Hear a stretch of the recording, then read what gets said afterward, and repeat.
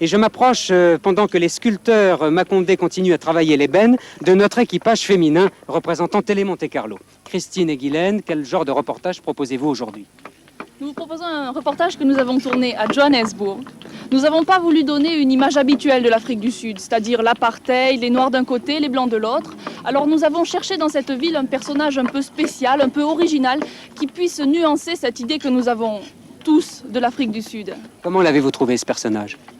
En fait, c'est une femme qui est assez connue dans Johannesburg et dans tout ce milieu que vous allez découvrir. Et on n'a pas eu trop de mal parce qu'elle est sympathique et beaucoup de gens la connaissent donc. Le reportage proposé aujourd'hui par Télé Monte Carlo, Frida la Blanche.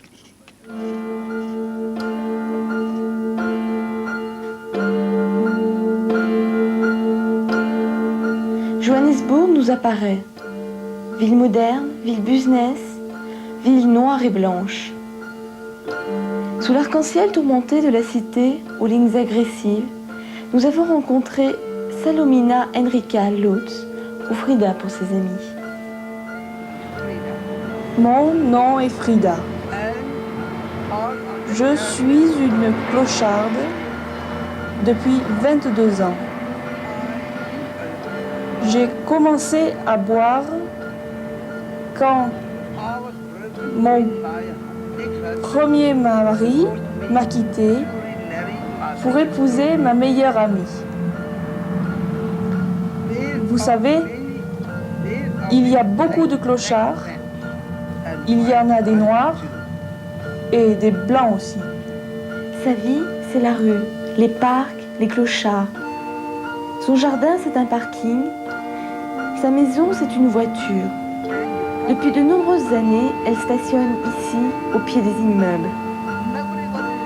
De saison en saison, elle vit là. Ni confort, ni chauffage, mais la liberté. En effet, sur la banquette arrière de cette voiture, qui n'a plus roulé depuis 15 ans, elle passe toutes ses nuits. Cette voiture, c'est son abri, son cheval de voyage.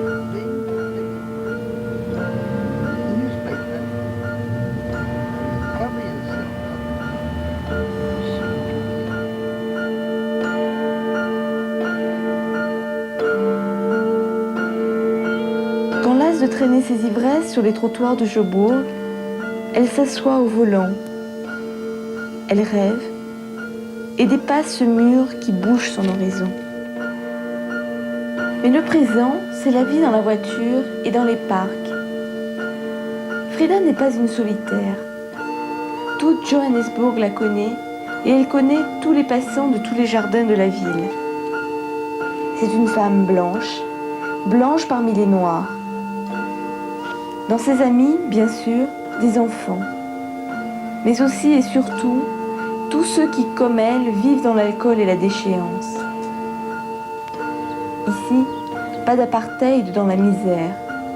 Il n'y a pas de race et personne ne s'attache à la couleur de celui qui cuve sur son banc. Alors, dans cette micro-société, plus de blancs ni de noirs, seulement un groupe dans lequel ils se soutiennent et s'entraident. Frida est une clocharde, comme il en existe certainement beaucoup dans le monde. Mais nous sommes en Afrique du Sud. Elle est blanche et c'est la belle-sœur du président de cette république. C'est la belle-sœur du président Botha.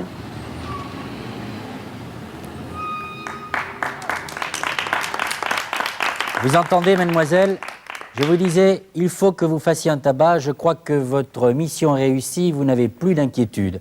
Mais Alain Boinet voudrait vous poser une question. Oui, tout d'abord, dire, et je crois traduire le sentiment général, que c'est un très beau reportage et très fort. Je crois en plus qu'il a été traité de façon non misérabiliste. On voit une clocharde finalement intégrée dans la vie sociale, avec qui a des amis. Je crois que c'est très important. Et la question que je voulais poser, c'est de savoir à partir de quel moment, quand Guillaume et Christine ont appris que Frida était la belle-sœur du président Botha. Nous l'avons appris en fait à la fin du reportage comme un feu d'artifice, car tout le long nous sommes intéressés à ce personnage parce qu'elle est fascinante, parce qu'elle est pleine de vie, qu'elle est dynamique et qu'elle nous a envoûtés. Mais c'est ça, on l'a appris qu'à la fin et ça a été quelque chose de fantastique, quoi, parce que ça rajoutait du cachet. Alors, maintenant que vous êtes expliqué, voici la notation du jury. Écoutez bien parce que je crois que vous allez être très très contente. Le Canada, 17-19. La France, 17-14. Le Luxembourg, 19-19. Voyez, monsieur Mazière, qui jusqu'à maintenant était avare de points, là n'a pas hésité à vous mettre presque le maximum. La Suisse, 19-19. Guylaine et Christine, vous totalisez 143 points, soit 43 points de plus que pour votre première étape. Bravo, nous sommes très très contents pour vous, connaissant les problèmes que vous aviez rencontrés lors de cette première étape du Cap jusqu'au lac Kariba. Pierre-Pascal Rossi, vous avez mis 19, pourquoi ?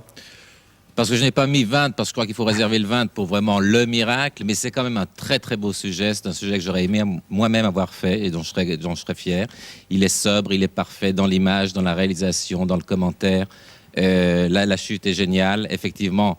Est-ce qu'elles l'ont cherché, est-ce qu'elles l'ont trouvé par hasard? Il y a toujours une part de chance dans ce métier, mais elles ont su en tout cas l'exploiter à fond et c'est du très beau travail, il faut qu'elles continuent. Voilà, mademoiselle, que vous dire de plus pour vous satisfaire ?